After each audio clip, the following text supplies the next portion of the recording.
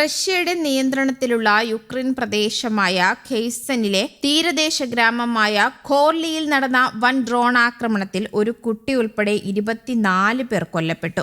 50 പേർക്ക് പരിക്കേറ്റു. ഒരു ഹോട്ടലിൽ പുതുവത്സരാഘോഷം നടക്കുന്നതിനിടെ യുക്രൈൻ ആക്രമണം നടത്തുകയായിരുന്നുവെന്നാണ് റഷ്യ ആരോപിക്കുന്നത്. ആഘോഷം നടക്കുന്നിടത്ത് 3 യുക്രൈൻ ഡ്രോണുകൾ പതിച്ചതായി റഷ്യയുടെ വിദേശകാര്യ മന്ത്രാലയം അറിയിച്ചു. ഡ്രോൺ ആക്രമണ ഭീഷണിയുള്ളതിനാൽ ദക്ഷിണ മധ്യ റഷ്യയിലെ നിരവധി വിമാനത്താവളങ്ങളും മണിക്കൂറുകളോളം അടച്ചിട്ടിരുന്നു. ഇതേസമയം പുതുവത്സര ദിനത്തിൽ ഊർജ്ജോൽപാദന കേന്ദ്രങ്ങൾ ലക്ഷ്യമിട്ട് റഷ്യ 200-ലേറെ ഡ്രോൺ ആക്രമണം നടത്തിയെന്നും 6 കേന്ദ്രങ്ങൾക്ക് കേടുപാട് സംഭവിച്ചെന്നും യുക്രൈൻ പ്രസിഡന്റ് വ്ളോഡിമിർ സെലൻസ്കി അറിയിച്ചു. വോളിൻ, ഒഡേസ, ചെർണിഹീവ് എന്നീ മേഖലകളിൽ ഒട്ടേറെ പ്രദേശത്തെ വൈദ്യുതി വിതരണം തടസ്സപ്പെട്ടതായും അദ്ദേഹം പറയുന്നു. റഷ്യൻ പ്രസിഡന്റ് വ്ളാഡിമിർ പുടിന്റെ വസതിക്ക് നേരെ യുക്രൈൻ ഡ്രോൺ ആക്രമണം നടത്തിയതിന്റെ തെളിവ് യുഎസിന് നൽകിയിരിക്കുകയാണ് ഇപ്പോൾ റഷ്യ. റഷ്യൻ വാദം യുഎസ് ഇന്റലിജൻസ് തള്ളിയതിന് പിന്നാലെയാണ് റഷ്യ തെളിവ് സഹിതം യുഎസിന് കൈമാറിയത്.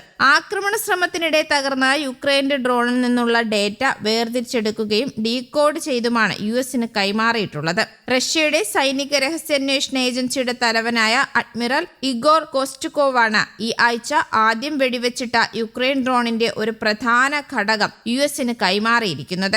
ഈ നടപടി എല്ലാ ചോദ്യങ്ങളും ഇല്ലാതാക്കുമെന്നും സത്യം പുറത്തു കൊണ്ടുവരാൻ സഹായിക്കുമെന്നും ഇഗോർ പറഞ്ഞു. ഡ്രോണിൽ നിന്ന് ലഭിച്ച ഡേറ്റ പ്രകാരം നോവ്ഗോറോഡ് മേഖലയിൽ പ്രസിഡന്റ് വ്ളാഡിമിർ പുടിൻ ഉപയോഗിച്ചിരുന്ന വസതിയിലായിരുന്നു ലക്ഷ്യം വെച്ചിരുന്നതെന്ന് റഷ്യൻ ഉദ്യോഗസ്ഥർ അവകാശപ്പെട്ടതായി റോയിട്ടേഴ്സ് റിപ്പോർട്ട് ചെയ്തു. പുടിന്റെ വസതിക്ക് നേരെ 91 ദീർഘദൂര ഡ്രോണുകൾ ഉപയോഗിച്ച് ആക്രമണത്തിന് ശ്രമിച്ചുവെന്നാണ് റഷ്യ യുക്രൈനെതിരെ പരാതി പറയുന്നത്. യുദ്ധം അവസാനിപ്പിക്കുന്നതുമായി ബന്ധപ്പെട്ട് നടക്കുന്ന യുഎസുമായുള്ള ചർച്ചകളെ ബാധിക്കുന്ന രീതിയിലാണ് യുക്രൈൻ പെരുമാറുന്നതെന്നും റഷ്യ വ്യക്തമാക്കിയിരുന്നു. ഡ്രോൺ ആക്രമണം ശ്രദ്ധാപൂർവം ആസൂത്രണം ചെയ്ത് ഘട്ടം ഘട്ടമായി നടത്തിയതാണെന്നും റഷ്യ പറയുന്നു. സുരക്ഷാ കാരണങ്ങളാൽ പുടിൻ ഡ്രോൺ ആക്രമണം ഉണ്ടാകുമ്പോൾ എവിടെയായിരുന്നുവെന്ന് റഷ്യ ഇതുവരെ വെളിപ്പെടുത്തിയിട്ടില്ല. അദ്ദേഹത്തിന്റെ വസതികൾ സാധാരണയായി രഹസ്യമായി സൂക്ഷിക്കാറുണ്ട്. റഷ്യൻ ആരോപണം കെട്ടിച്ചമച്ചതാണെന്നാണ് യുക്രൈനും സഖ്യകക്ഷികളും ആരോപിക്കുന്നത്. നിലവിലെ ആരോപണം നിലവിലെ നയതന്ത്ര ശ്രമങ്ങളെ അട്ടിമറിക്കാനുള്ള ശ്രമമാണെന്ന് യുക്രൈൻ പ്രസിഡന്റ് വ്ളോഡിമിർ സെലൻസ്കി പറഞ്ഞു. കെട്ടിച്ചമച്ചതാണെന്നും റഷ്യൻ ആരോപണത്തിന് തെളിവില്ല എന്നും അദ്ദേഹം കൂട്ടിച്ചേർക്കുകയും ചെയ്തു.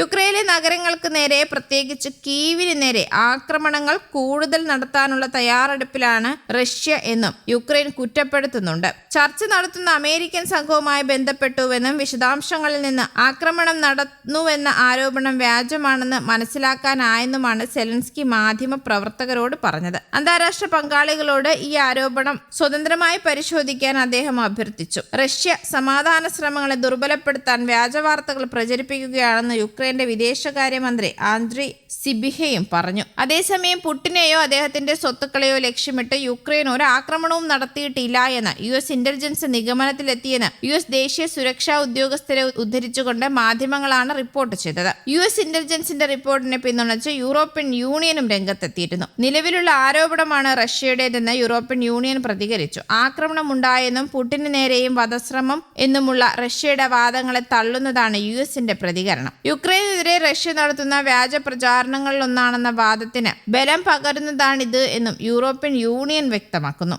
News desk, Kerala Kaumudi.